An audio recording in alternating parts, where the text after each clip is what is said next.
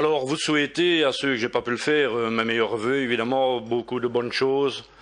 Et j'espère simplement pour vous tous et toutes que l'année aura bien mieux commencé que pour ces quelques plus de 30 000 chômeurs wallons qui ont été exclus justement de ces allocations de chômage.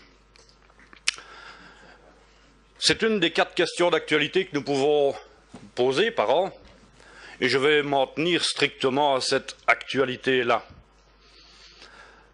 Début de semaine, dans un grand quotidien francophone, je pouvais lire une interview de M.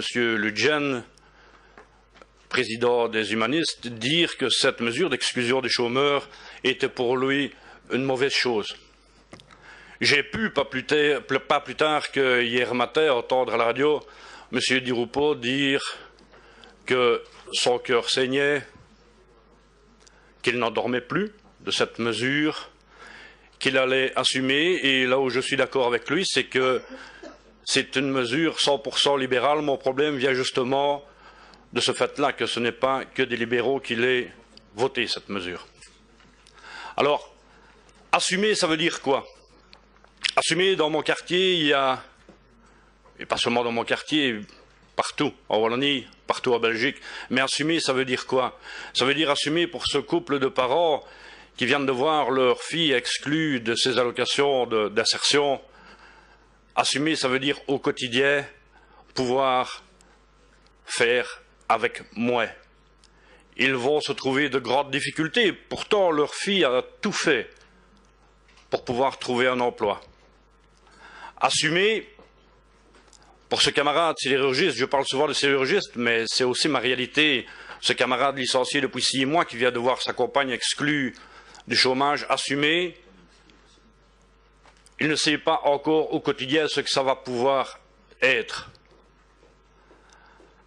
La crainte qu'il a pour le moment, c'est de voir sa famille exploser, les difficultés s'accumulant.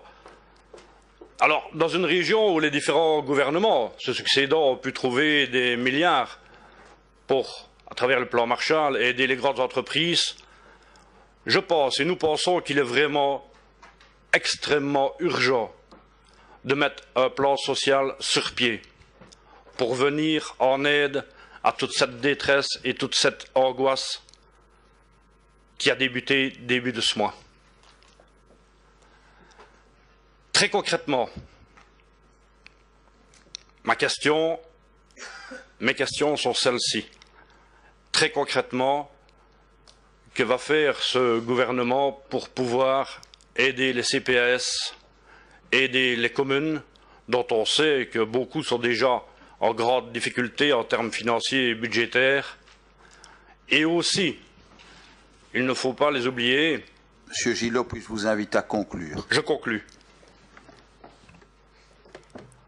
Et aussi, tous ceux qui ne pourront pas, eux, se diriger vers les CPS parce qu'ils n'auront pas droit à avoir cette aide du CPS. Donc, très concrètement, que compte faire ce gouvernement pour répondre à cette urgence criante, à cette urgence sociale? Merci. Hier en commission, plusieurs commissaires nous ont sollicité pour auditionner des CPS, puisque finalement aujourd'hui on ne sait pas bien mesurer l'impact réel et concret de ces mesures, et donc nous voulons, pourquoi pas, aborder et débattre de cela avec les acteurs de terrain qui, dans ces semaines, et plus particulièrement à mon avis dès le début du mois de février, lorsque les personnes s'apercevront que rien n'est tombé sur leur compte, et c'est là que ça va faire mal, c'est probablement d'ici 2-3 mois que nous devrons aborder ces questions avec ceux qui sur le terrain, les CPS ou le Forum, pourquoi pas, nous pourrons aborder ces questions. Il avait été proposé des auditions, mais là c'est à votre Parlement évidemment d'en décider. Je suis en tout cas avec mes collègues à votre disposition. Bon, merci.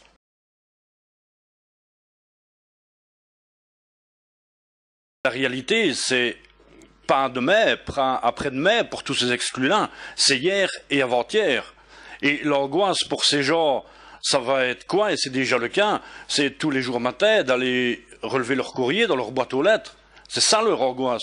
C'est pas d'avoir un emploi hypothétique ou une première expérience professionnelle pour les jeunes. Ça, c'est pour après, mais là, le quotidien, il est là. Et c'est comment vont-ils faire, quelle va être leur réaction quand ils vont être au magasin avec leur carte banque contact et qu'il n'y aura plus rien dessus. Et c'est à cette urgence-là, vraiment, qu'il faut tenter à tout prix. Et je vous invite à y répondre. Merci.